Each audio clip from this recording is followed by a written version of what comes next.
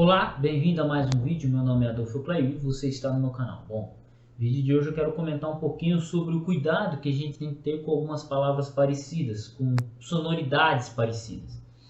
E particularmente isso é uma coisa que temos que tomar cuidado mesmo. Antes peço que você olhe na descrição do vídeo, você vai encontrar um bacharel em teologia, acompanhe esse vídeo até o final e não se esqueça de deixar seu comentário. Então vamos ao vídeo de hoje.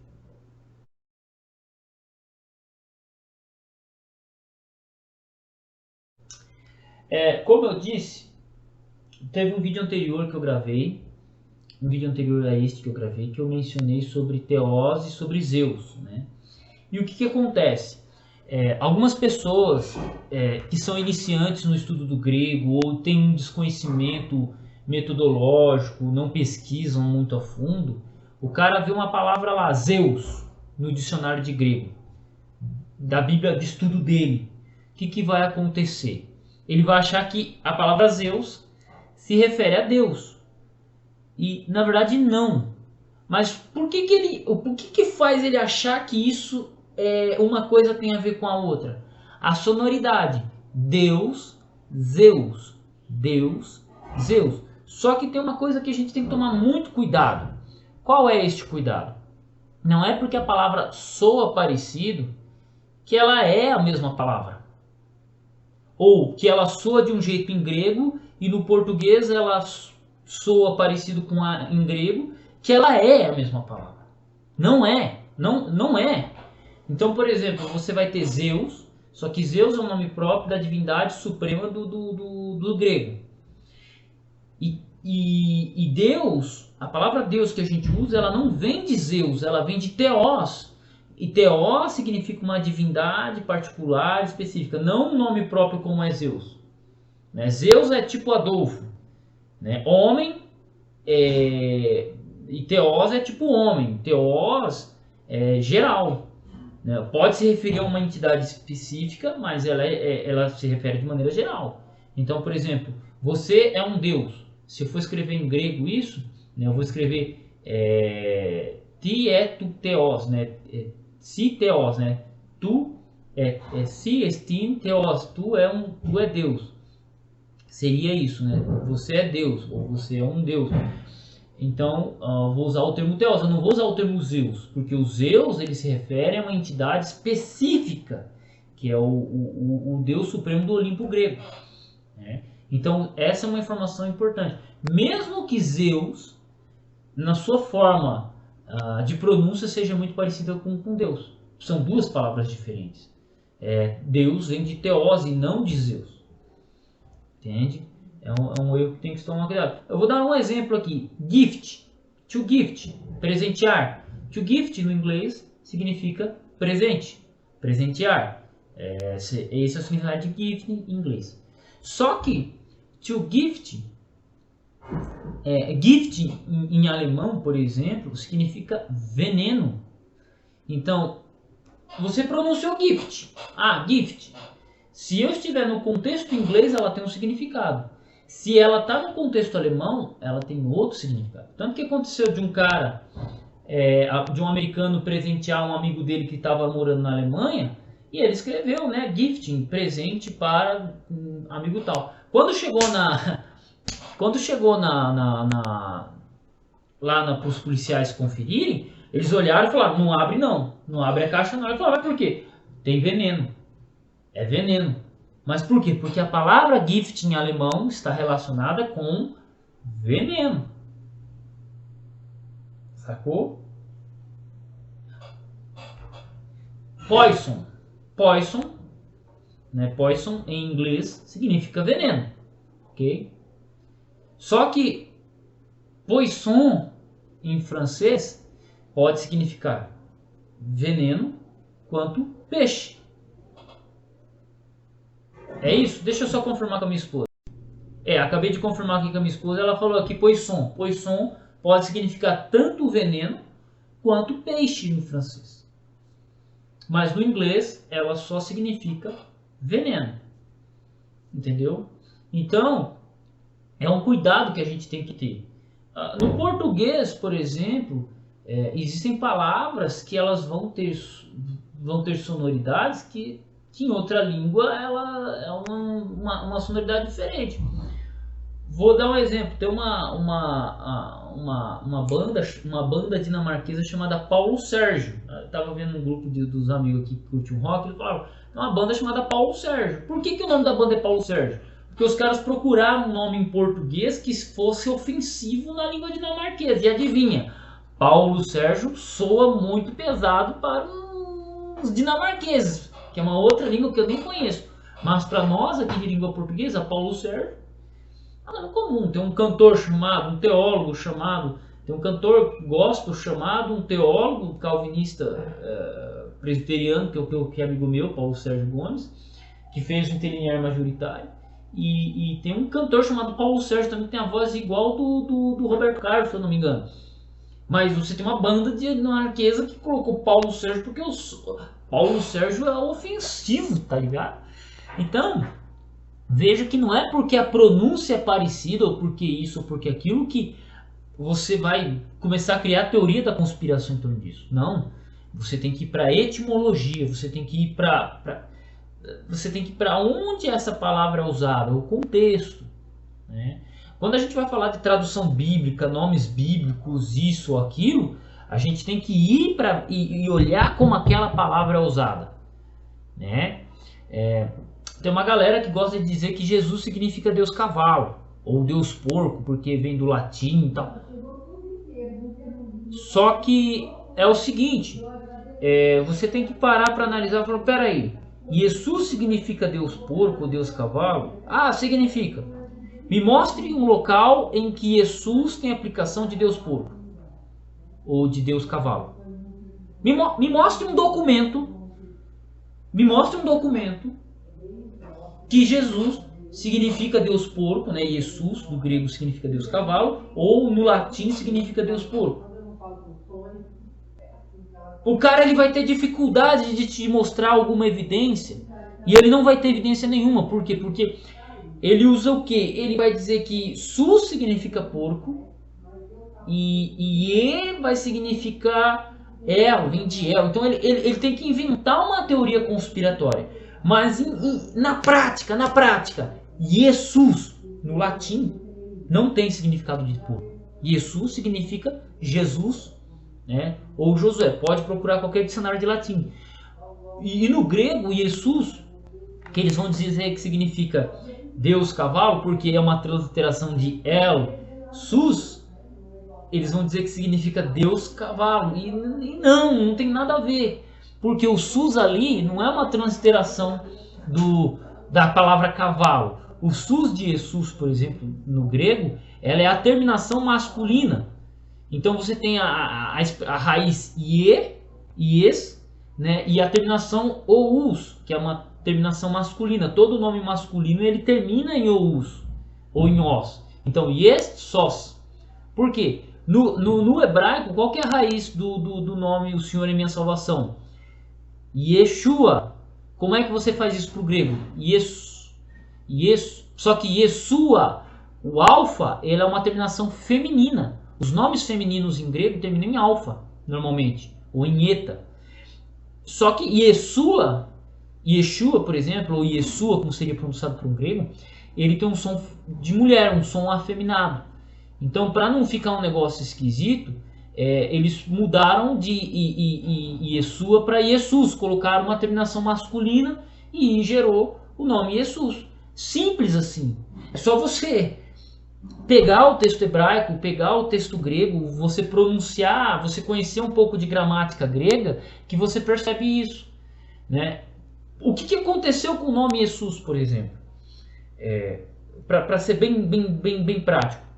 Edna, Edno. Edna, Edno. Edna é um nome de mulher. Por quê? Porque ela tem a terminação feminina. Edno é um nome de homem porque tem a terminação masculina. Ou a mesma coisa seria com o nome Yeshua, né? Yeshua, ele soa feminino para o grego. Então o que eles fizeram? Colocaram a terminação masculina. Yeshus. Mas o shin, o sin no grego, no hebraico, ele só tem uma letra que significa isso, o sigma. E o sigma tem o som de sigma, S. Então, Jesus, não tem nada a ver com Deus cavalo, entendeu? E você pode pegar todas as aplicações do nome Jesus, todas as aplicações, todas as vezes em que ele apareceu na Septuaginta, no Novo Testamento, em documentos como Flávio Joséfo, como historiadores antigos, apologistas, pais da igreja, nenhum deles aplicou Jesus representando Deus cavalo. Não tem nenhuma, você não vai encontrar uma evidência nesse sentido, de Jesus significando Deus cavalo. Você não vai encontrar. Eu particularmente desconheço, né? Você tem talvez uma imagem ou outra de pagãos querendo ofender os cristãos, colocando um jumento crucificado, se eu não me engano. Eu lembro de ter lido um artigo acerca disso, e que você tem lá um jumento, mas um jumento é diferente de um cavalo. E eles não aplicam o nome Jesus, mas eles aplicam uma imagem e tal, que é completamente diferente. Então, essas coisas a gente tem que tomar cuidado. Então, quando você vai falar alguma coisa na internet, quando você vai ensinar alguma coisa para alguém que você achou, primeiro tem que ver se tem algum documento antigo que aplique a palavra dessa forma. Jesus significa Deus porco no latim. Jesus é porco e... Tá bom. Me mostre alguma evidência de que Jesus tem esse significado.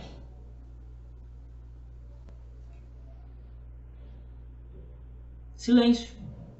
Você tem que achar o documento que diga isso. E você não tem. Mas o cara lá no Google Tradutor. Mano, o Google Tradutor ele serve para alguma coisa, mas não para você fazer afirmativos, porque o Google Tradutor erra muito. Porque você pode pegar e você tem o latim clássico, você tem o latim vulgar, você tem até um problema de traduzir o latim para a língua moderna. Então, você começa por aí. O grego, a mesma coisa. Né? O cara fala, porque o nome Jesus significa Deus porco, Deus cavalo, né? Porque isso, que aquilo. Joséfo falou que ele conhecia 20 judeus com o nome de Jesus. Por quê? Jesus significa Josué, Jesus significa Jesus, né? Mas no período de Flávio Joséfo era aplicado a Josué. Todo mundo colocava o nome do filho dele de Josué. Como é que é Josué em grego? Jesus. É assim que a Septuaginta trouxe. É assim que Joséfo trouxe no primeiro século. Entendeu? Então, tá sendo cansativo esse assunto, mas não é fácil. Não é fácil você compreender algumas coisas, né, quando você desconhece. Então a gente tem que tomar muito cuidado quando vai falar de tradução de nome, tradução bíblica, teoria de conspiração. Não, porque o nome isso separado é isso. Não, beleza, pode ser até parecido, mas o que um tem a ver com o outro? Não tem nada a ver com o outro. Então você não pode chegar e sair falando isso ou aquilo.